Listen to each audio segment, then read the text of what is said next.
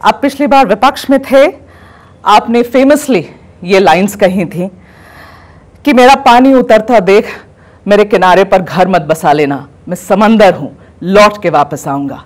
जब आपने ये कहा था फडणवीस जी, उस वक्त बहुत मजाक उड़ाया गया था आपका। विपक्ष के लोगों ने अपने भाषणों में बहुत खिल्ली उड़ाई थी, आपके इन शब्दों की मीम्स बनी थी। उन सबको आपने गलत साबित किया है। मैं पूछना चाहती हूं, क्या जवाब देंगे उन सबको जिन्होंने आपको कंप्लीटली राइट ऑफ कर दिया था?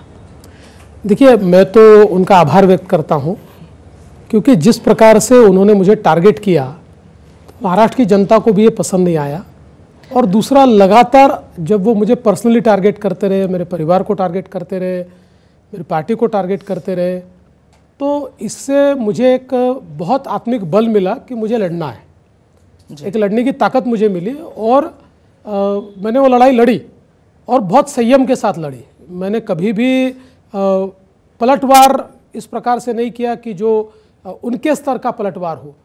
तो मुझे लगता है कि आज शायद उनमें से कई लोगों को शर्मिंदगी महसूस होती होगी जिस प्रकार का व्यवहार उन्होंने मेरे साथ किया। मैंने तो 2022 में जब उप मुख्यमंत्री बना, तभी मैंने कह दिया था कि मैं सबसे बदला लूँगा, और मेरा बदला ये है कि मैंने सबको माफ़ कर दिया। तो मैंने सबको माफ़ कर दिया है। मैं एक नई पारी शुरू कर रहा हूँ, और मैं चाहता हूँ कि ये नई पारी फिर से एक फोकस लेकर जो समाज का अंतिम व्यक्ति है उसका कल्याण कैसे हो पाए, इस फोकस को लेकर मैं शुरू करना चाहता हूँ। चलिए, माफ़ कर दिया आपने हर किसी को। इस जीत का श्रेय फडणवीस जी किन किन लोगों को और किन किन बातों को देंगे आप? देखिए, सबसे पहला श्रेय तो हमको महाराष्ट्र की जनता को देना पड़ेगा, जिस जनता ने एक प्रकार से हमको बहुत डिसाइसिव मैंडेट दिया जी। कई वर्षों के बाद इतना डिसाइसिव मैंडेट महाराष्ट्र में आया है जी। विशेष रूप से मैं कहना चाहता हूँ कि प्रधानमंत्री नरेंद्र मोदी जी ने जो एक है तो सेफ है ये नारा दिया था, इस नारे के कारण एक प्रकार से लोग इकट्ठा आए, लोगों ने मतदान किया और एक प्रतिसाद लोगों ने इस नारे को दिया।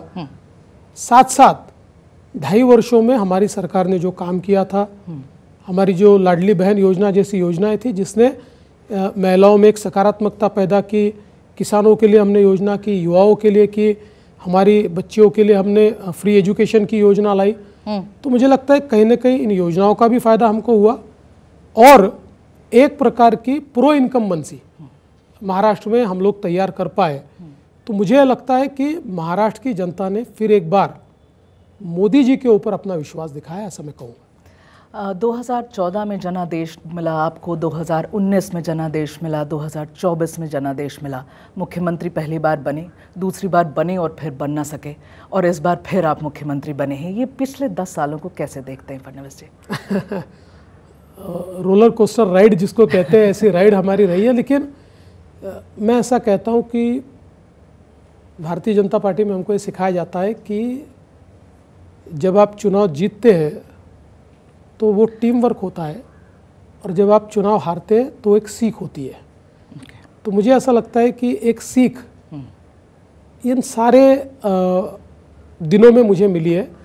मैं कह सकता हूँ कि अगर मैं अपनी ही तुलना 2014 के देवेंद्र फडणवीस से करूँ तो मैं ऐसा मानता हूँ एक मोर मैच्योर्ड, एक थोड़ा मैच्योर्ड इस प्रकार का देवेंद्र फडणवीस में अपने आप को पाता हूँ, क्योंकि ये सारी चीज़ों से आपको वास्तविकता ध्यान में आती है, और कई आघात सहन करने से आपकी शक्ति भी ज़्यादा बढ़ती है, एक आत्मिक ताकत भी आपकी बढ़ती है, और किसी सिचुएशन को कैसे रिएक्ट करें जी। इसकी भी एक मुझे उसका तौर तरीका आपको आता है। तो मुझे लगता है कि I am a changed man, change for better. वाह, ओके।